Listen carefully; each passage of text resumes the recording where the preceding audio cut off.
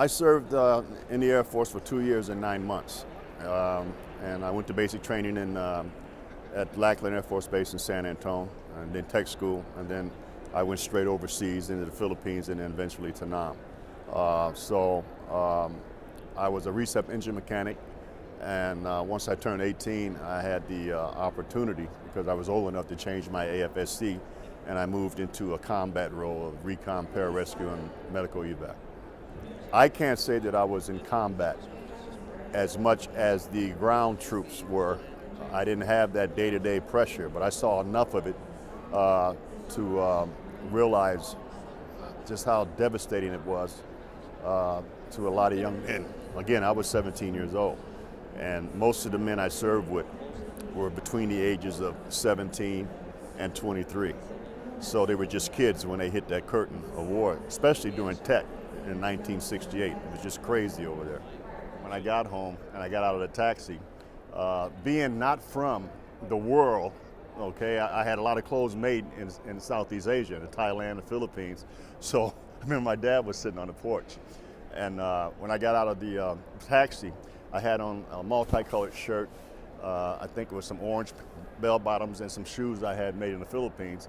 And he looked, and he hurried me into the house and said, "What are you doing coming home in this clown suit?" I was expecting the uniform.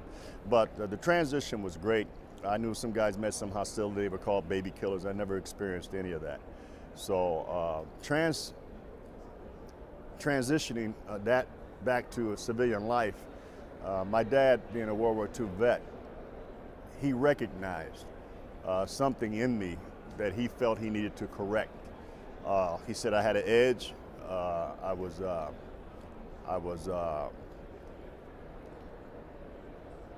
aggressive.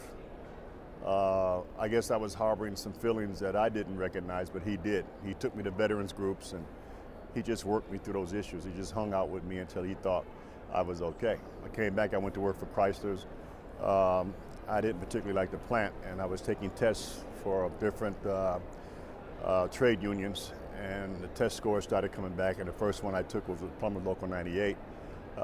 So I'm good around men.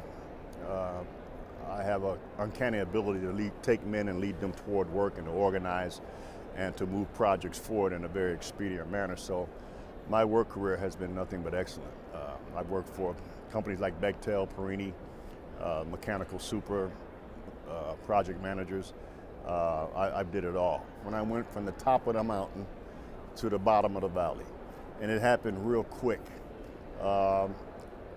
I suppose some of the feelings I was harboring from the military finally caught up with me.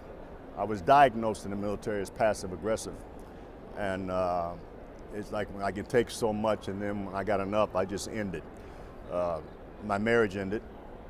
I think I tried to hold on to that marriage because I wanted to keep all the things that I accumulated, but I was not happy at all.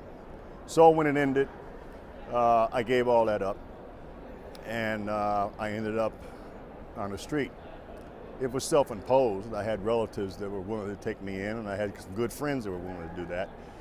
But I was also embarrassed because I think I was spiritually bankrupt, and I needed to go through this journey on my own.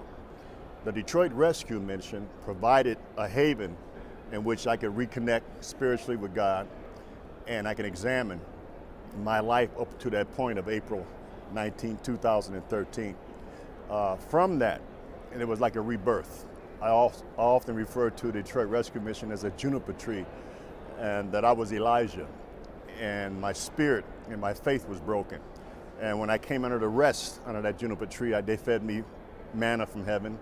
I was re-established with my maker, and then I started realizing that it didn't take all that. It didn't take six-figure jobs. It didn't take buying a new car every 18 months.